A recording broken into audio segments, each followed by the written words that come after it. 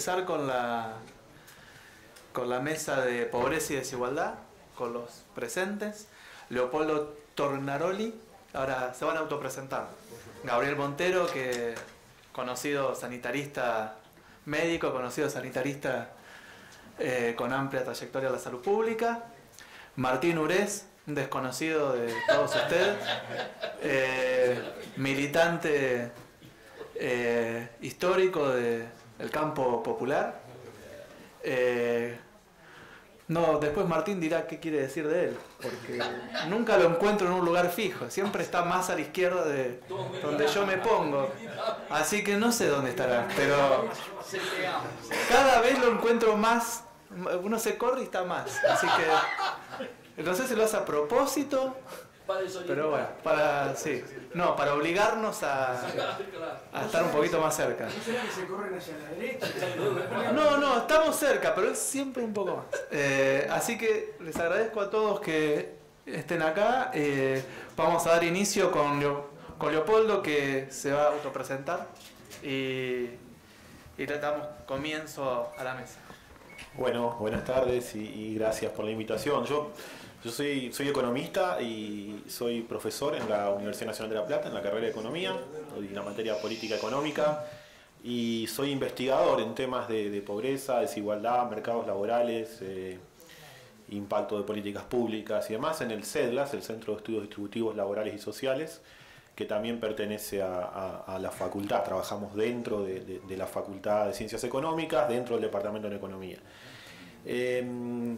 ¿De qué les voy a hablar hoy? Les voy a hablar de desigualdad, sobre todo porque es lo que me pidieron, pero dado que entiendo que no va a venir Agustín Salvia, que seguramente iba a hablar de pobreza, les voy a dar algunos, al final de la presentación de desigualdad, les voy a hacer algunos comentarios y también seguramente mis compañeros de panel tendrán los suyos al respecto. Y obviamente quedan abiertas las preguntas para cualquier precisión al respecto también que me quieran hacer, tanto mis compañeros de panel como los presentes. ¿Qué sabemos o cómo va a ser de qué voy a hablar exactamente en la desigualdad de la distribución de ingresos? Bueno, voy a tratar de hacer un repaso de lo que pasó en los últimos 40, 45 años en Argentina. Pero sobre todo concentrándome en lo que pasó desde 2003 hasta acá, y en realidad los datos no sabemos muy bien todavía lo que está pasando ahora, presentimos, tenemos alguna idea de lo que va a pasar, pero todavía no lo sabemos, obviamente. Lo que ocurre con el tema de la distribución del ingreso y la desigualdad, bueno, voy a hablar de los últimos 40 años porque es donde hay datos para hacerlo en Argentina, datos precisos. Lo que ocurre con la distribución del ingreso, que en general, vamos a decirlo así, en países normales es algo que evoluciona despacio. Es algo que algunos economistas de otra época decían que era como sentarse a ver el pasto crecer. O sea, era algo para verlo a largo plazo, no para verlo en el día a día. La desigualdad en la distribución del ingreso o la distribución del ingreso cambiaba despacio. Bueno, en Argentina no pasa eso. En Argentina suele haber cambios bruscos, tenemos crisis, las crisis provocan eso.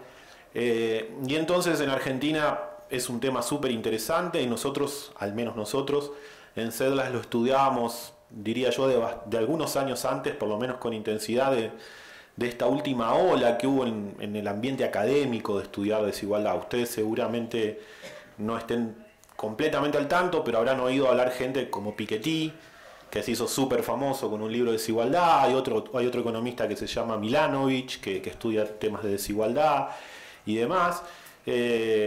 Ellos también obviamente son gente que hace mucho que estudia este tema, pero se hicieron famosos en los últimos años porque el tema se volvió un tema mucho más importante cuando se vio que había una suba muy fuerte en la desigualdad en los países centrales y no solo en los países en desarrollo.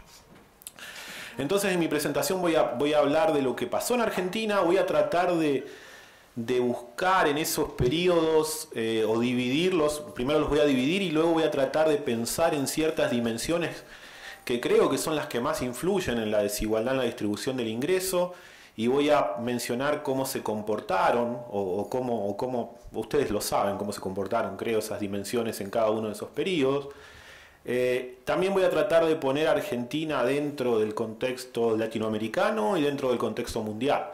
Espero hacerlo suficientemente rápido para que no se vayan y para que no me corten el micrófono. Bien. Esta es parte de una presentación que yo tenía un tiempo atrás, entonces no está en los últimos 2 o 3 años, pero ya vamos a hablar de los últimos 2 o 3 años. Esta es la evolución de la desigualdad en Argentina. Como ven, es algo que no se mueve despacio, se mueve bruscamente para arriba, para abajo en diferentes momentos. Hay 2 curvas diferentes porque una se refiere al Gran Buenos Aires, que es la información que podemos seguir más o menos esos 40 y pico años. En cambio, para Argentina es más difícil seguir una serie comparable, por así decirlo, con datos comparables, un periodo largo, pero al menos en el periodo donde tengo las 2 series, lo que les puedo mostrar es que evolucionan igual. Entonces, hablar sobre la distribución del ingreso en Argentina es más o menos parecido a decir qué fue pasando en el Gran Buenos Aires. Y esto lo podríamos dividir, creo yo, en 7 periodos al menos. El primero de ellos es los 70, ahí no tenemos mucha información, pero va de los 70 hasta el 83, hasta el retorno a la democracia, y es lo que uno espera, digamos, dado el contexto que existió en ese momento, inestabilidad económica, represión política, políticas de apertura que llevaron a una reconfiguración de la estructura industrial, una, si quieren, negativa, que llevaron a un aumento de la desigualdad. Y si ustedes se fijan, bueno, en los 70, al primer dato que tenemos de finales de los 70 hay una suba fuerte y después hay otra suba más hacia el 83, que ahí tenemos un evento macroeconómico importante que es la crisis de la deuda. Cuando tuvimos la crisis de la deuda volvió a subir la desigualdad. Luego hubo un segundo periodo que podríamos decir que fueron los 80 hasta la crisis de la hiper, hasta antes de la crisis de la hiper. Ahí la evolución de la desigualdad fue parecida a la evolución de la economía en general, vaivenes. Periodos donde mejoró, cuando la economía mejoraba, periodos donde subió, pero si uno mira entre el 84 y el 88, por ejemplo, se va a encontrar que no hay un cambio muy importante. Y luego sí tenemos la explosión de la hiper, y ahí tenemos el primer gran pico, ese 51.9, es durante la crisis de la hiper. Ahí posiblemente uno tenga algún problema de medición, porque fíjense que apenas hay una estabilización, la desigualdad baja muy fuerte. Digo, es consecuencia sobre todo de la crisis, no es que cambió algo más allá de que se estabilizó la economía entre el 89 y el 90, no cambió la estructura de la economía demasiado, simplemente bajó la inflación muy fuertemente y demás. Los 90 comienzan como un periodo donde la desigualdad parece que va a bajar, pero no. O sea, baja un poco, unos años, se estabiliza luego la hiper, los siguientes 2 o 3 años hay una caída en la desigualdad y luego empieza a subir con un pico durante otra crisis macro, que es la relacionada con el tequila, digamos, mediados de los 90. Empieza a haber estas crisis globales que afectan a Argentina, de países similares, países emergentes. Entonces tenemos esa crisis de mediados de los 90, recuerden que es ahí cuando empieza a saltar las alarmas por los niveles de desempleo que se observaban en Argentina, la desigualdad vuelve a subir y luego ya no baja. Entre mediados de los 90 y finales tenemos una suba lenta primero, pero luego otra vez tenemos en la crisis de 2001-2002 un salto de la desigualdad fuerte que nos deja en un nivel alto, en un nivel récord de toda esta serie que yo tengo. Ese 54.4 del indicador del coeficiente de Gini es el más alto, es de 2002, de hecho, 2001-2002. Nuevamente, la estabilización hace que en 2003 ya la desigualdad haya bajado mucho, la desigualdad sigue bajando a una velocidad acelerada hasta 2007, diría yo, luego baja entre 2007 y 2011, estos son los episodios que les fui mencionando, perdón. Y acá tenemos el último periodo, el periodo desde 2012 en adelante.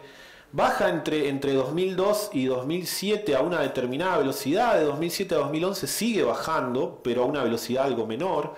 Y de 2011, 2012 en adelante hay un estancamiento. Ahí a principios de 2015 INDEC dejó ya de publicar datos. Cuando volvimos a tener datos en 2016, lo que observamos es un aumento de la desigualdad. Ese 43.2 que está en rojo es el primer dato de 2016. En realidad es un valor un poquito... Yo después de esto seguí trabajando en tratar de que las series sean más compatibles, lo que hacía INDEC antes, lo que hace ahora, o lo que no hacía antes y lo que hace ahora. Y los valores dan un poco más bajo, pero de cualquier modo, entre 2015 y 2016 hubo un aumento de la desigualdad, que parcialmente se revirtió durante 2017. En 2017 la desigualdad mejoró. bajó, y eso es parte de la explicación de la caída de pobreza que el gobierno anunció en marzo.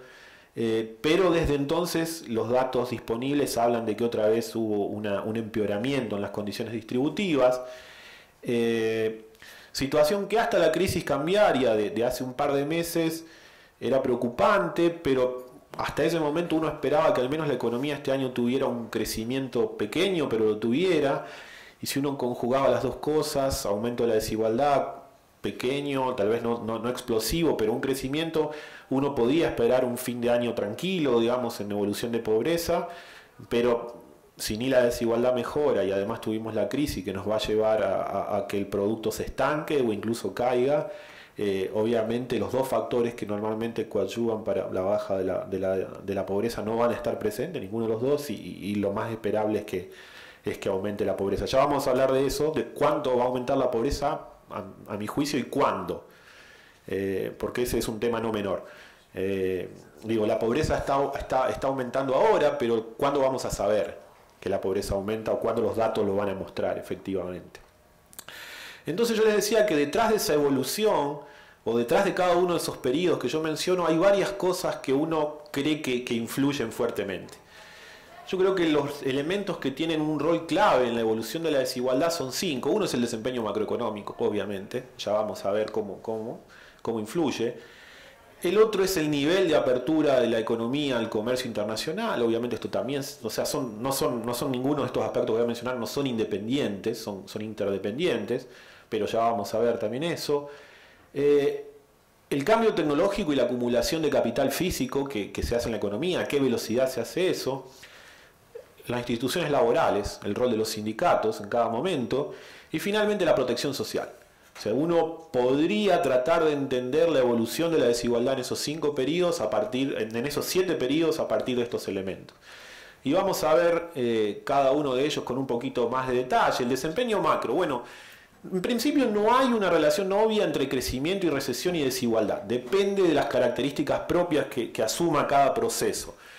Hay países que durante los periodos de crecimiento muestran aumentos de la desigualdad, y hay países que durante los periodos de crecimiento la desigualdad se reduce. Sí es bastante más unívoco que en las recesiones hay aumentos de la desigualdad. O sea, en la etapa expansiva del ciclo económico normalmente la desigualdad no sabemos para qué lado va a ir, pero sí sabemos que en la etapa recesiva tiende a aumentar, y definitivamente la desigualdad tiende a aumentar mucho en las crisis macro. Entonces, en ese periodo que vimos, tuvimos varias crisis macro que aumentaron la desigualdad, la última de 2001-2002, la anterior de la hiper, en el medio tuvimos una más pequeña, pero que fue la crisis del tequila que nos golpeó, tuvimos la crisis de la deuda antes y demás. Entonces, cuando tenemos esas grandes crisis macro, nos aumenta la desigualdad.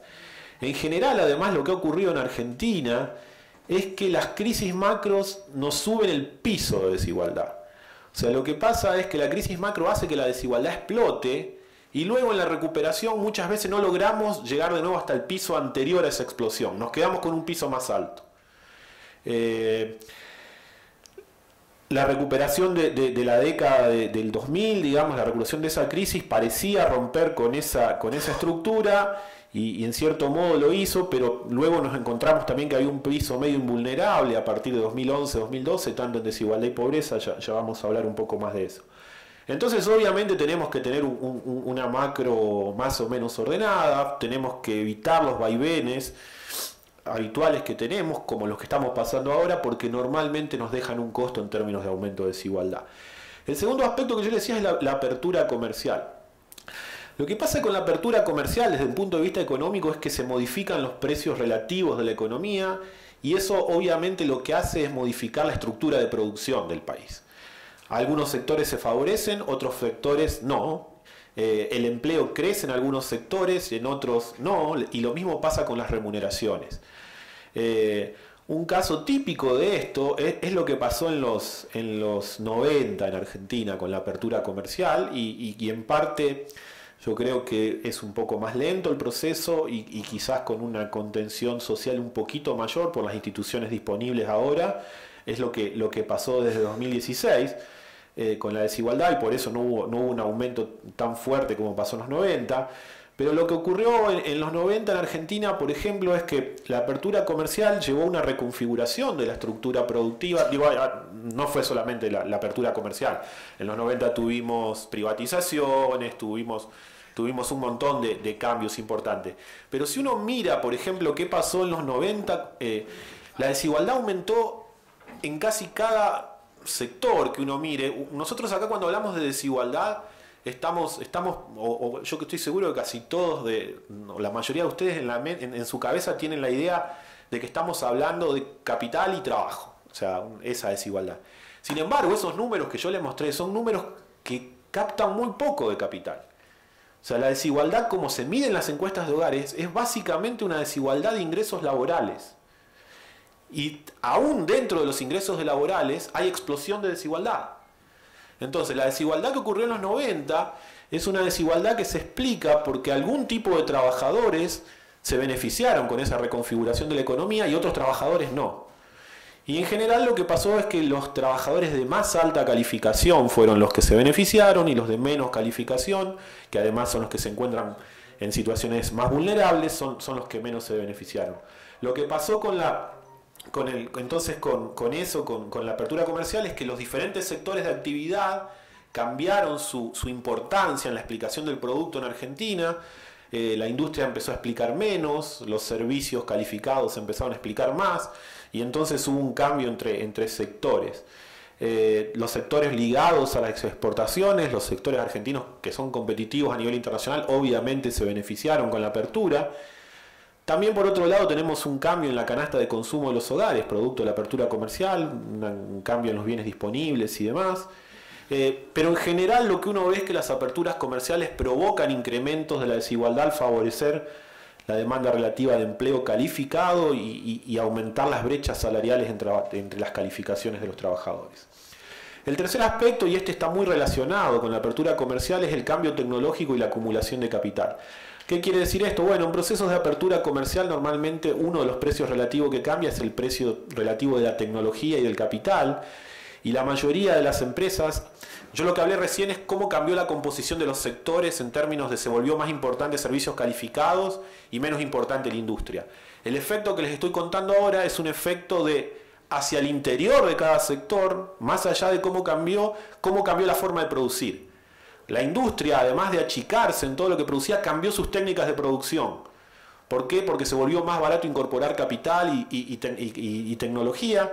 Los métodos de producción se volvieron más intensivos en el uso de capital y tecnología y menos intensivos en el uso de empleo, sobre todo empleo no calificado. O sea, el reemplazo ese de trabajadores o de las tareas, si quieren, más repetitivas por máquinas, por procesos más automatizados. Eso disminuye la demanda de no calificados y aumenta la demanda de calificados porque los calificados son los que usan la tecnología, los que las diseñan, los que las instalan. Obviamente ese cambio en la productividad relativa de los distintos factores productivos provoca también un aumento de la desigualdad, al menos a corto plazo, hasta que uno sea capaz de incorporar esa tecnología y desarrollarla, modificarla y usarla en beneficio, ¿no? Algo que seguramente nos faltó en casi cualquier periodo, digamos, la capacidad de generar dinámicas a partir de esa incorporación de tecnología. Porque obviamente en una primera etapa necesitamos incorporar tecnologías de afuera, si acá no las desarrollamos, pero en etapas posteriores, si queremos que eso sea sustentable, necesitamos readaptarlas, mejorarlas y crear nuestras propias tecnologías. El cuarto aspecto es el rol de las instituciones laborales y los sindicatos, y acá no hace falta que yo les cuente demasiado, pero si piensan en la represión sindical, o directamente la persecución y el cierre de sindicatos durante el periodo de los 70, es una de las explicaciones, o la baja actividad sindical que hubo en los 90 respecto a otros años, digamos. Y entonces cuando no hay negociaciones colectivas, cuando las regulaciones sobre el empleo son menores, cuando el salario mínimo pierde importancia, como pasó por ejemplo en los 90, que el salario mínimo no se actualizó durante años, y cuando no están todo ese tipo de otras políticas activas, obviamente el poder de negociación de los trabajadores cae y eso afecta a la distribución de los beneficios del crecimiento, de la producción en general. Entonces, todas las instituciones laborales que mencioné, más la actividad sindical, son de alguna manera factores que ayudan a compensar o que ayudarían a compensar otros hechos que ocurrieron, y al menos en el corto plazo hay una discusión de cómo manejás esto en el largo plazo, si tiene efectos positivos, negativos, pero al menos en el corto plazo actúan como factores que ayudan a reducir el aumento de la desigualdad o inclusive mejorar la distribución del ingreso. Y el quinto factor es la protección social, de nuevo. En los 90 no existía prácticamente, recién se creó en su momento, después de la crisis del tequila, estuvo el primer programa social importante, que fue el Plan Trabajar. Después en la crisis a la salida de la crisis de 2001, durante el gobierno de Duhalde, se creó el Jefes y Jefas y demás. Y recién en 2009, a finales de 2009, se creó la AUH, que se extendió un poco en su cobertura con el actual gobierno, pero esos programas en general tienden a mejorar la distribución del ingreso, pero por otro lado los subsidios económicos tienden a empeorarla. Por subsidios económicos hablo de los subsidios a la energía, por ejemplo, y demás, en general tienden a empeorarla. Digo, obviamente que son subsidios que llegan a hogares que lo necesitan, pero los subsidios económicos llegaron a muchos más hogares que los que lo necesitaban. De hecho, casi todos los que estamos acá debemos haber sido subsidiados en su momento y podríamos haber pagado tarifas más altas durante un periodo largo. Ahí hay que ver caso por caso, qué sé yo, no es el único criterio la distribución del ingreso que uno tiene en cuenta al momento de determinar si subsidia o si ofrece el Estado un servicio. Por ejemplo, antes hablábamos con Gabriel en la previa de entrar acá. Si uno analiza el impacto distributivo de corto plazo de un gasto como la educación universitaria, en general es un gasto regresivo, pero uno, tiene 1000 otras justificaciones por las cuales el Estado interviene en ese sector. O sea, el Estado no interviene en la educación universitaria para mejorar la distribución del ingreso a corto plazo. Interviene para generar oportunidades a largo plazo, interviene porque lo considera un bien meritorio. Hay 1000 otras razones, no la distributiva. Entonces uno en realidad, cuando mira la composición del gasto público, puede encontrar muchos factores que empeoran la distribución del ingreso, muchos gastos que empeoran y otros que la mejoran. Yo cito el de los subsidios económicos porque si bien uno puede hablar de algún tipo de efecto de segundo orden, como por ejemplo, y bueno, pero si subsidiabas subsidiabas, no sé, la electricidad, entonces eso por un lado te funcionaba como ancla inflacionaria y también te aumentaba el poder adquisitivo de los trabajadores. Bueno, puede haber algún efecto por ese lado, pero el efecto directo es que vos gastaste un montón de recursos, muchísimos, para sostener un subsidio durante muchos años a un sector que no necesariamente lo necesitaba, quizás sí a la salida de la crisis en 2003, 2004, 2005, pero luego llamaba a gritos el proceso de racionalización de eso. Y obviamente también está el tema de los impuestos, y este es un tema importantísimo. Los impuestos no todos tienen el mismo impacto distributivo, habría que analizar caso por caso, pero ustedes creo que conocen más o menos la regla general, algunos más regresivos como el caso del IVA, otros más progresivos como el impuesto a las ganancias, a pesar de que por alguna razón tiene mucha mala fama, y obviamente después los impuestos en todo caso que nos faltan, pero bueno, también en los impuestos uno podría discutir el efecto que tienen. Entonces, los periodos esos uno los podría analizar con estos 5 factores y uno podría identificar claramente cuáles son en cada uno de los periodos los factores que ayudaron a eso. Por ejemplo, en la década del 2000, lo que pasó es que las instituciones del mercado laboral fueron más fuertes, el gobierno apoyó la acción sindical. Por otro lado, en un momento cuando la economía se empezó a desacelerar y las mejoras en la desigualdad se habían reducido, el gobierno creó la UH en 2009, entonces eso ayudó también en un periodo donde ya la desigualdad no estaba bajando tanto. Antes tuvo la moratoria previsional, que también ayudó. La apertura comercial fue más lenta, entonces no hubo como un cambio muy importante, lenta o casi inexistente por momentos, entonces no hubo una reconfiguración de la economía muy importante. Obviamente eso después tuvo sus efectos en que la economía se estancó y tiene otros efectos en otras dimensiones. Pero si lo que queremos explicar es la distribución del ingreso, la distribución del ingreso no empeoró aún en el estancamiento porque todos esos factores estaban como contenidos, digamos. Obviamente nos dejaban una situación de estancamiento al final del periodo, pero eran lo que explican de que la desigualdad no aumentó. Respecto a qué sabemos o cómo nos ubicamos en la región, bueno, Argentina ha sido tradicionalmente uno de los países del Cono Sur en general son de los países menos desiguales, son Argentina, Uruguay, Argentina y Uruguay sobre todo. Luego Chile aparece con desigualdad más alta, pero pobreza baja.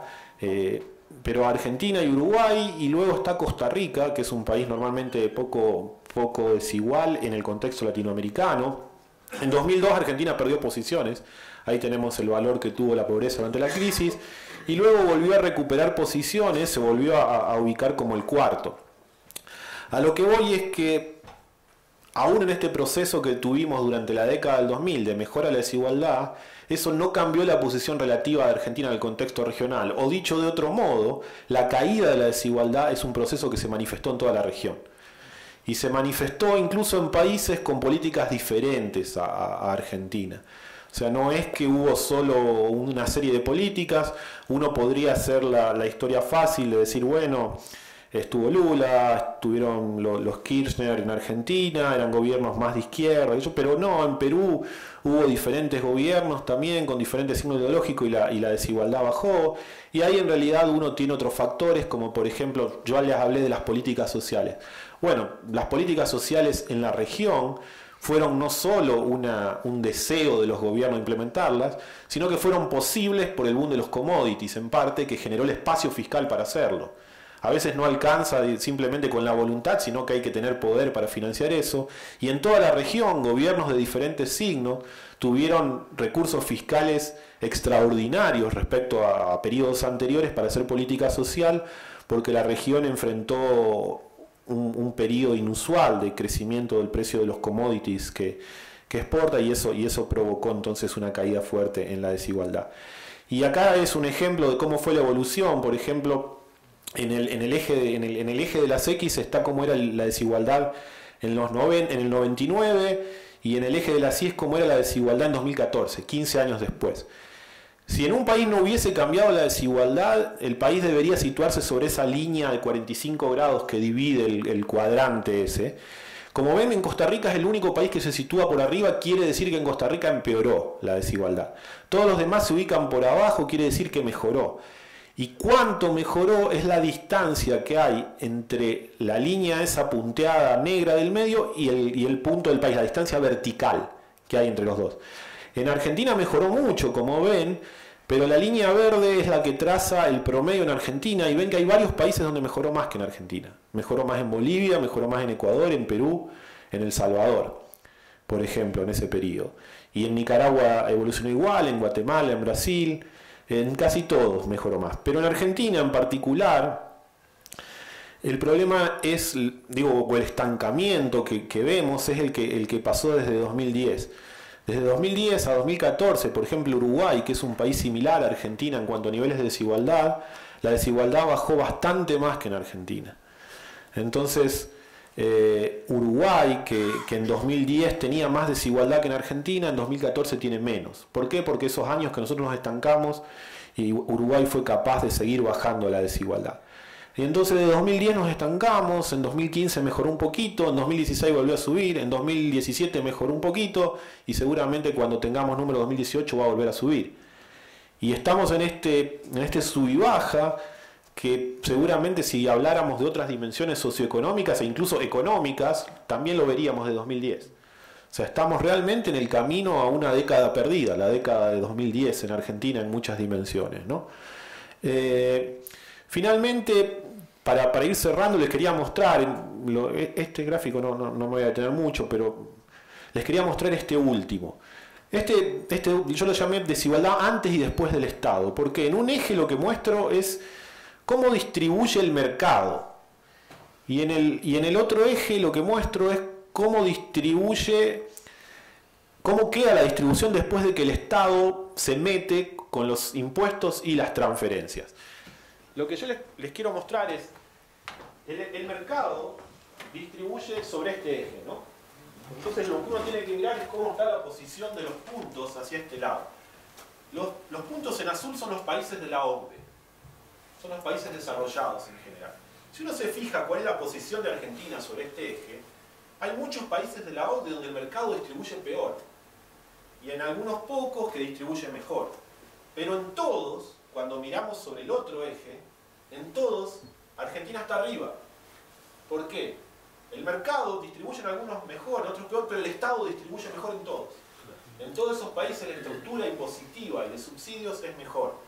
Hay países de la OCDE, como por ejemplo Corea, donde la desigualdad es muy baja porque tiene una estructura productiva que hace que el mercado distribuya bien. Entonces no necesita mucha acción del Estado. La acción del Estado en Corea es esta diferencia. Pero acá hay países como, no sé, si está Eslovenia, Irlanda, algunos, donde el Estado actúa con toda esta diferencia. En cambio, en Argentina distribuye un poco mejor aparentemente que en Chile y México, pero aún podría hacerlo mucho mejor. Acá ni hablar, acá tienes países donde el mercado te da una desigualdad altísima, pero el Estado la baja desde este punto hasta acá, ¿no? Entonces, el tema de cómo diseñamos nuestra estructura impositiva y nuestra estructura del gasto público es un tema no menor. Obviamente en Argentina para mejorar eso tenés que ir en muchas direcciones, no solo tenés que hacer una discusión sobre cuál es la mejor reforma tributaria posible, sino que tenés que hacer una discusión de cómo haces que baje el porcentaje de la economía que está en negro. Porque si querés distribuir, primero tenés que recaudar, y si querés recaudar sin asfixiar demasiado la actividad económica, tenés que recaudar sobre el 100% de la economía lo que querés recaudar y no recaudar sobre el 50% de la economía lo que quisieras recaudar sobre el 100%. Esto entonces es mi presentación sobre el tema de desigualdad. Les quería hacer una mención única, rápida, porque seguramente mis compañeros de panel van a hablar algo de esto, sobre cuál es mi percepción sobre qué está pasando con la pobreza ahora, digamos. Ah, no, ya no tengo nada que mostrar en la pantalla. Como saben, la pobreza... También, lo que pasó con los números de pobreza desde que el INDEC empezó a publicar en 2016 es un aumento respecto a 2015, pero luego los 3 siguientes números de pobreza mostraron una caída. En la serie que nosotros elaboramos en CEDLAS, que de hecho la elaboré yo, se muestra que el número que se refería al segundo semestre de 2017, o sea, el semestre pasado, el número de pobreza era el mínimo en los últimos 15 años, obviamente producto de que la pobreza había caído durante todos los 2000 y de que el salto en 2016 no había sido tan fuerte. O sea, el aumento de la pobreza de 2015 a 2016, luego la salida del cepo y demás, fue de 3, 4 puntos, tal vez no fue de 10 puntos, y entonces cuando tenés 3 o 4 semestres o trimestres de crecimiento, ese valor podía mejorar. Ahora vamos a tener un número de pobreza en un mes nuevo, el de septiembre, de finales de septiembre, que se va a referir al primer semestre del año. Mi percepción es que el número no va a mostrar un gran aumento de la pobreza y que va a generar polémica, obviamente, ese número, pero un poco tiene que ver con a qué se refiere ese número. Ese número que va a aparecer ahora en finales de septiembre no se refiere a la pobreza el 29 de septiembre, ni se refiere a la pobreza el 30 de junio. Se refiere a la pobreza en promedio en el primer semestre. En ese primer semestre tuviste alguna posible mejora, menor quizás, en enero, febrero y marzo, o un estancamiento, en abril más o menos lo mismo, y luego tenés el efecto negativo de la crisis en mayo y junio, pero entonces son 2 meses sobre 6, y eso posiblemente no implique un aumento de la pobreza mayor a un punto. Un punto y algo es lo que yo espero. La tasa de pobreza que uno espera que dé más alta, y cuánto más alta no sé, porque va a depender de lo que ocurra acá a fin de año, va a ser la que se publique en marzo del año que viene. Con las perspectivas de aceleramiento inflacionario que hay ahora, yo espero que ese número sea entre 3 y 5 puntos más alto que el que salga en septiembre. Y eso va a depender mucho de lo que ocurra con la inflación y con lo que haga el gobierno, por ejemplo, con esa salvaguarda fiscal que tiene el acuerdo con el FMI, si la va a usar este año o si la va a esperar a usar el año que viene, por ejemplo, que es el año eleccionario, ¿no? Mi impresión es que gran parte de ese aumento de la pobreza va a venir más que nada por deterioro de salarios reales, más que por aumento del desempleo. Va a haber un aumento del desempleo, pero no creo que sea muy fuerte y que sea lo que va a mover la pobreza. Lo que la va a mover es la inflación muy por encima de los incrementos salariales, y creo que va a ser ese el aumento de la pobreza. Cierro acá para darle tiempo a los demás y cualquier pregunta que me quieran hacer lo podemos hacer al final, supongo. Sí.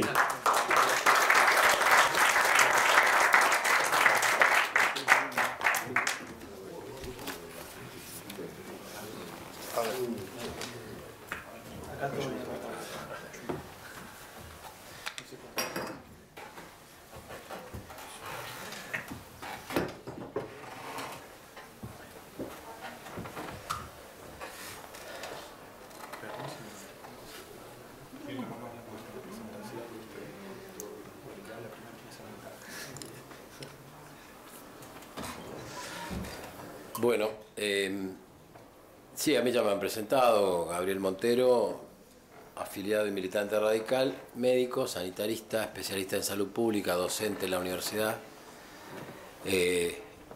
Y como se dijo, a favor del almanaque, varios pasajes por organizaciones de la salud pública, de la seguridad social y privada.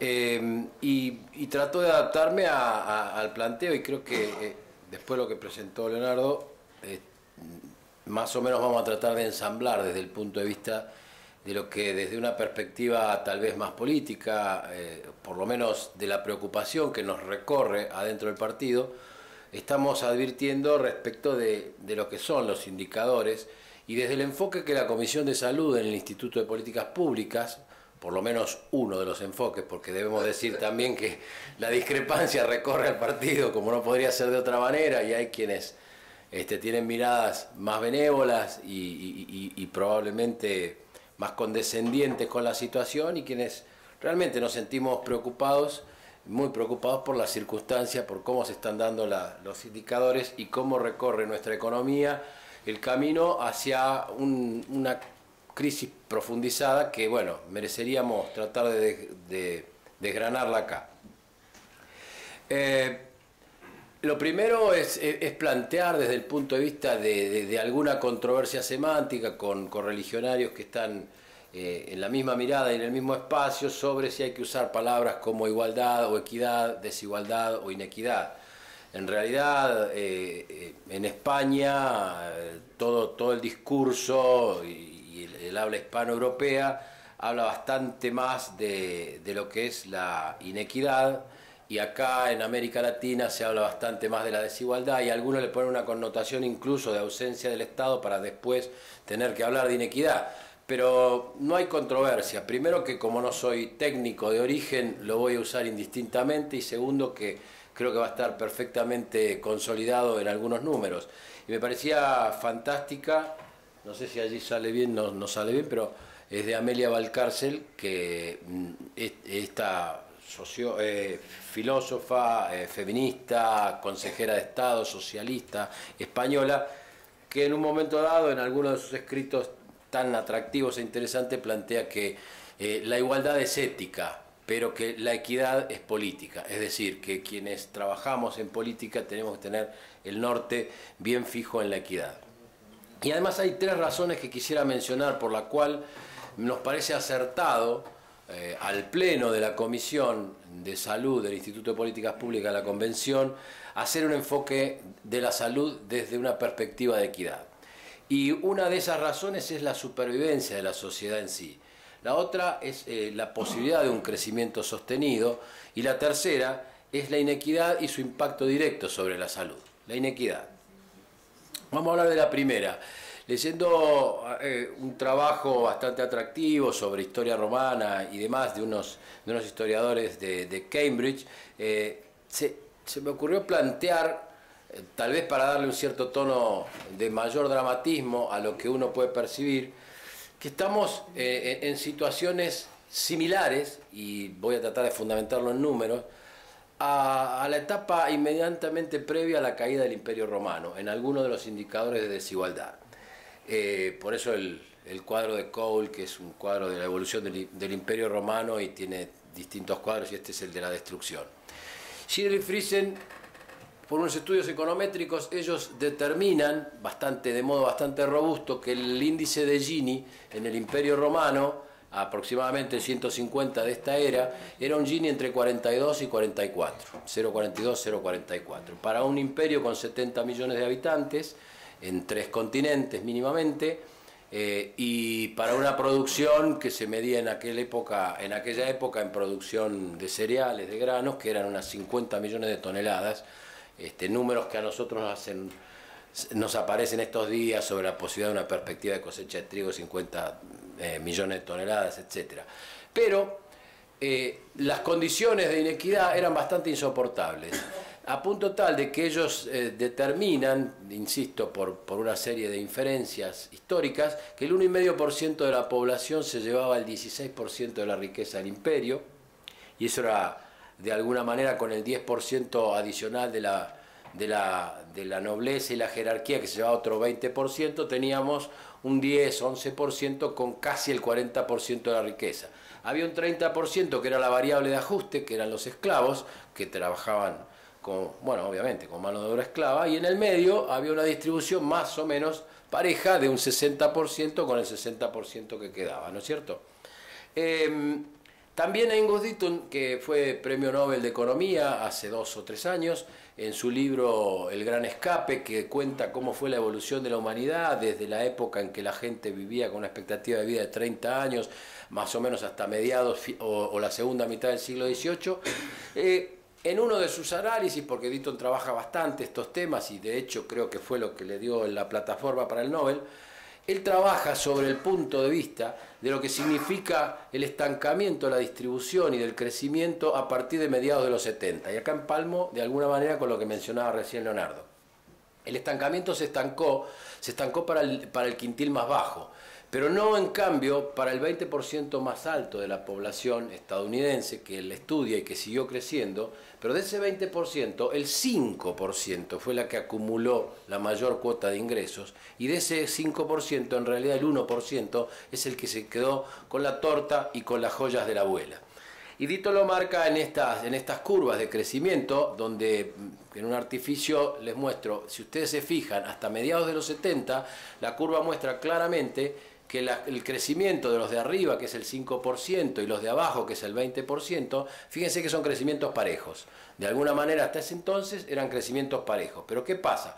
Luego, a partir de mediados de los 70 en adelante, los crecimientos son totalmente desparejos. Y uno ve cómo se achata la curva de abajo del 20% y cómo crece, como por una colina persistente, lo que significa el 5 y el 10% más rico de la población norteamericana. Y allí está esa diferencia de las 20 veces entre los $313.000 por año del promedio del 5% y los $15.000 por año del promedio del 20% más bajo. Silvia Alegreto, una economista de la Universidad de Berkeley, que trabaja sobre temas muy parecidos a los que trabaja Leonardo, economía, trabajo, distribución de ingresos. Ella habla de que el 20% de las familias de Norteamérica concentra en realidad el 87% de la riqueza norteamericana. Y que el 80% restante es solamente el 13% que queda. Y las 6 familias de los herederos Walton, que son los fundadores de Walmart, tienen un nivel de riqueza de $70.000 millones, 70 billones como llaman los americanos, los norteamericanos a esto, que es igual al ingreso del 30% más pobre de toda la población norteamericana. Y claramente se ve que junto a este combo, todavía Alegreto marca algo peor, y es la evolución de las familias y de la riqueza de las familias durante la crisis de 2008-2009, y allí ustedes tienen 3 barras, unas barras que son violetas, que ve en la primera de la izquierda, es las familias en promedio perdieron prácticamente el 40% de sus activos durante la crisis. Pero las 400 familias del Forbes, es decir, las más ricas, perdieron solamente el 16%. Más aún, las 6 herederos Walton, no perdieron nada y ganaron un 22% intracrisis. Es decir, como bien mencionaba Leonardo, las crisis acentúan la desigualdad. Leonardo, te dije 40 veces. No, Leopoldo. Leopoldo, sí, te dije 40 veces Leonardo, pero bueno, Leopoldo Federico. En cambio, las rayas verdes son las de la salida de la crisis. Y fíjese lo que le pasó a la mayoría de las familias, a las medias de las familias, que volvieron a perder 2% en el periodo que va entre 2010 y 2013. Los que están en los Forbes 400 se recuperaron rápidamente y pasaron a ganar un 45%, con lo cual sobresaldaron su quita previa. Y los Walton siguieron su caminito ascendente. Allí están las 6 familias que concentran esos 70.000 millones de dólares. Y esto lo hace bastante insostenible. Acá aparecen los fenómenos Trump o cualquier otro fenómeno. Los Trump, los Bolsonaro, los antisistemas, los Brexit, los Frexit, lo que sea. Cuando las sociedades no tienen futuro, obviamente se transforman en inestables políticamente y apelan a la magia. Hay dos aspectos además que vinculan fuertemente la situación de precaída del Imperio Romano con la situación de esta sociedad tan injusta como es la sociedad estadounidense. Una de ellas es que los nobles del Imperio Romano habían usado, sobre finales del imperio, la costumbre de generar condados afuera de los límites del imperio para evadir impuestos. Esa es una situación que obviamente hoy en día, por cuatrimestre en los Estados Unidos, 2.000 y pico de los más ricos de arriba, ceden la ciudadanía norteamericana para instalarse como ciudadanos de paraísos fiscales o de otras regiones del mundo para evadir impuestos. Y el otro fenómeno que ellos mencionan con mucha preocupación es el fenómeno que se dio en el Imperio Romano de los vándalos piratizando o siendo piratas en el Mediterráneo, impidiendo la estructura normal del comercio y demás, y los Estados Unidos que no pueden parar la piratería electrónica en este entonces el combo se transforma en desigualdad, inequidad, injusticia, evasión, riqueza y piratería, y ellos hablan de cierto nivel de preocupación, por eso lo plantean como una situación de crisis muy profunda, prerupturista de un modelo de sociedad conocido. Con menos pretensión que la que tiene la gente del CEDLAS, que es muy seria y muy rigurosa, de lo más serio cuyos trabajos yo he leído, yo me baso en datos del INDEC y de alguna manera trato de hacer alguna inferencia para asimilar por qué es insostenible una sociedad con estos niveles de equidad como la Argentina. En el cuarto trimestre de 2007, la diferencia entre el 10% que mejor ingresos tenía y el que peor ingresos tenía estaba en 23 veces. Y en el primer cuatrimestre de este año, de este año, esa diferencia precrisis había crecido a 26.7 veces. Es decir, se había acentuado una separación. Calculen ustedes que la OECD está preocupada porque desde los 70 hasta la actualidad la desigualdad creció desde 7 veces y media a 10 veces. Y nosotros estamos hablando que de 20 veces crece a 23, de 23 crece a 26 y ahora vamos a registrar el impacto de la crisis en la desigualdad, como nos señalaba Leopoldo. Hay otras desigualdades que tenemos que mencionar y que también se pueden ver perfectamente en los números del INDEC. En los 2 decilos más bajos de los asalariados de la escala de ingreso hay muchas más mujeres. Y en los 2 decilos más altos de los asalariados hay muchos más hombres. Esto nos da una diferencia en los ingresos generales para una población similar en número de ocupados entre mujeres y varones de 35% en detrimento de las mujeres. Esto nos hace un llamado hacia el presente por la desigualdad, por lo que significa todos los derechos reivindicativos de género, y toda la necesidad de hacer espacio a esos derechos, sino que también nos da una preocupación adicional desde el punto de vista previsional y demográfico. La mujer vive más que el hombre y la mujer tiene menos ingreso que el hombre. Por lo tanto, si no hacemos algo y rápido, es posible que en 2 décadas tengamos una pléyade de mujeres de mayores de 75, 80, 85 años, que no tengan jubilación, que no tengan ingreso y una sociedad más injusta. Piensen que a pesar de lo mal que puede estar la tercera edad en Argentina, no es el sector de más pobreza. Vía jubilaciones, vía pensiones, vía la incorporación de lo que significó las jubilaciones sin aportes previos y demás, que son en definitiva transferencias de ingreso, Entre la tercera edad, la pobreza se instala en niveles bastante bajos, cercanos al 6%. En cambio, ya vamos a ver un poco lo que está pasando con el resto. Desde el punto de vista del último indicador que tenemos y que aquí fue mencionado, bueno, nos daba una cifra que había estado ganando en el primer semestre del año pasado, había estado ganando de alguna manera la lucha contra la pobreza, bajándolo a un nivel global de 25.7. Pero con bolsones de las grandes metrópolis del interior que son diferentes. Y para un 4,8 de indigencia, lo mismo, hay ciudades, Resistencia, Corrientes, San Nicolás y el propio conurbano de Buenos Aires que están por encima de ese promedio. Es decir, nosotros tenemos los grandes acúmulos poblacionales con grandes nichos de pobreza y grandes nichos de indigencia. Piensen que aún estos números están hablando de cerca de 11 millones de pobres y 2.700.000 indigentes en la Argentina. Eso no es todo. En realidad es mucho más impactante. Yo hubiera estado bueno si hubiera venido Salvia porque tiene mucho para decir al respecto, pero en realidad el 40% de los niños, 39.8 en realidad en la última medición del INDEC, de hasta 14 años son pobres en la Argentina y de ellos 7.6 son indigentes. Prácticamente, podríamos decir para una mnemotecnia, la mitad de los chicos son pobres en la Argentina. Es decir, y de ellos algunos son indigentes.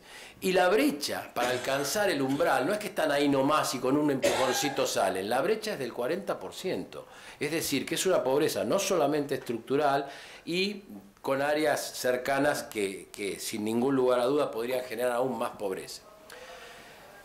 Y fue mencionado, pero creo que es la tarea fundamental desde el punto de vista de lo que es la salud pública. Tenemos muchas más expectativas centradas en este punto que estoy señalando y que señala la OECD en el estudio de multidimensional económico que presentó sobre la Argentina el año pasado, en una presentación que, si bien es de la OECD, estuvo acompañada por el ministro Duhovne, y decía que la Argentina es más injusto desde el punto de vista fiscal, desde el punto de vista del esfuerzo tributario, que los colegas de la OECD y que otros países de Latinoamérica. Y ahí está la Argentina con el mínimo no imponible en impuesto a las ganancias más alto de toda la región. Y ahí hay varios países latinoamericanos que están por allí, que tributan antes que lo que tributamos los argentinos. Habría que hacer algunos ajustes porque después de la crisis cambiaria algunas cosas de estas pudieron haber cambiado.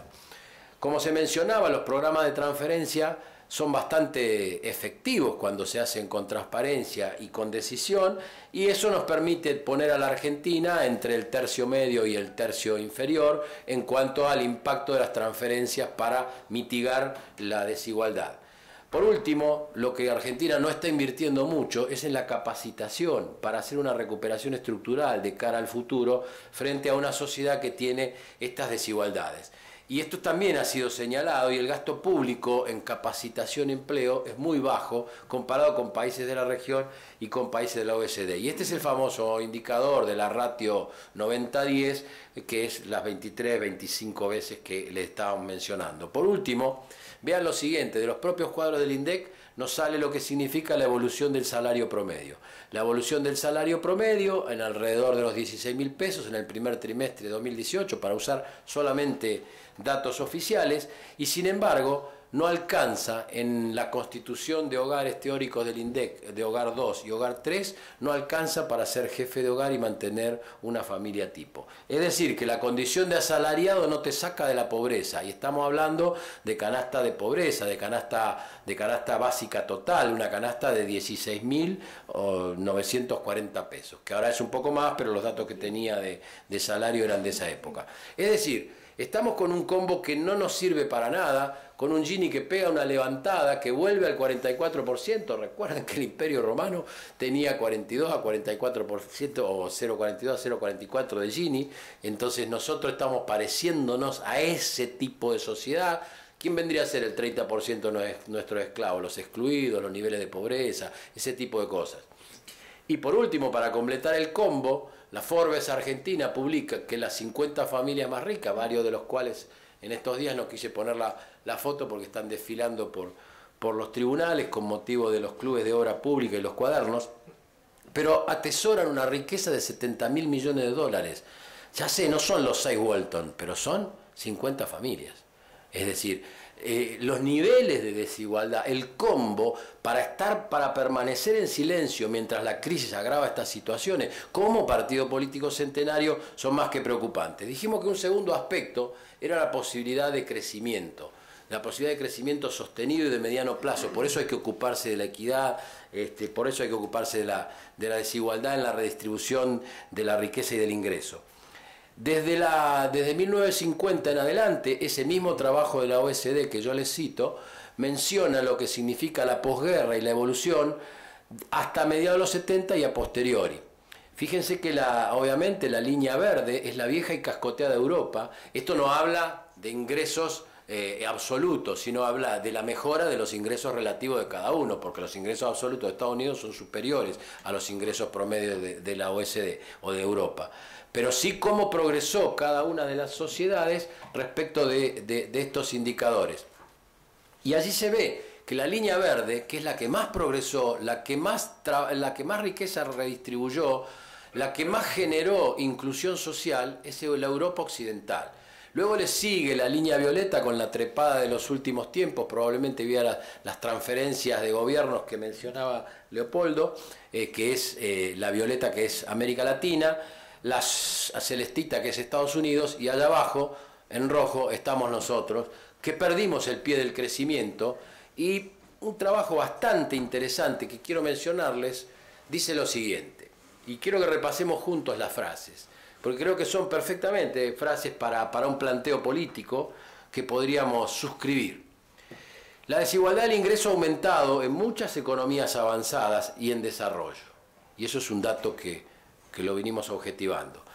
Se le acusa a la tecnología y a la globalización del comercio como causales disruptivas al respecto, pero sin embargo es el diseño de políticas públicas lo que más impacto puede tener para atenuar esas desigualdades. La importancia de abordar el problema de la desigualdad es que de no hacerlo, esto tendría secuelas socioeconómicas muy adversas. Por ejemplo, las investigaciones muestran que las desigualdades hacen menos duradero el crecimiento económico. Estos investigadores dicen, cualquier sociedad puede tener un periodo de erupción de crecimiento, 3, 4, 5, 6 años. Pero si no es una sociedad igualitaria, se cae. Y lo muestra en una serie histórica de datos donde se ve que a mayor grado de desigualdad, se ve en la curva de la CI, en el eje de la CI, perdón, se ve que el crecimiento es menos sostenido. Es decir, nos vamos más a la derecha y el crecimiento es de menos cantidad de años. Bien, y que por último, hay otros costos, como es la captura de los procesos políticos por parte de las élites. ¿Qué quiere decir esto? Ni más ni menos que las oligarquías se hacen dueñas de los procesos políticos y toman las decisiones político-económicas y redistributivas en las sociedades injustas. Y esto ya de por sí podría convocarnos. Ahora, yo les quiero decir lo siguiente. Este pequeño juego me lo he permitido previamente presentarlo acá con algunos amigos. Este documento que dice que, en conclusión, debemos ocuparnos para un crecimiento sostenido de los temas de desigualdad, es un documento de economistas de staff del FMI. Quiere decir que Ostri y Berg señalan ya hace bastante tiempo, y vienen publicando, no es que después lo echaron, ni mucho menos. Es decir, que el FMI tiene un combo de economistas, algunos de los cuales postulan unas recetas, otros postulan otros. A nosotros en la década de los 90 nos tocó Teresa Terminacián, ahora viene Lagarde, pero hay otros tipos que están con otros pensamientos y con otros, con otros señalamientos como disruptivos. Es decir, que nos corre por izquierda el FMI. Quiero que entendamos eso, nos corre por izquierda el FMI.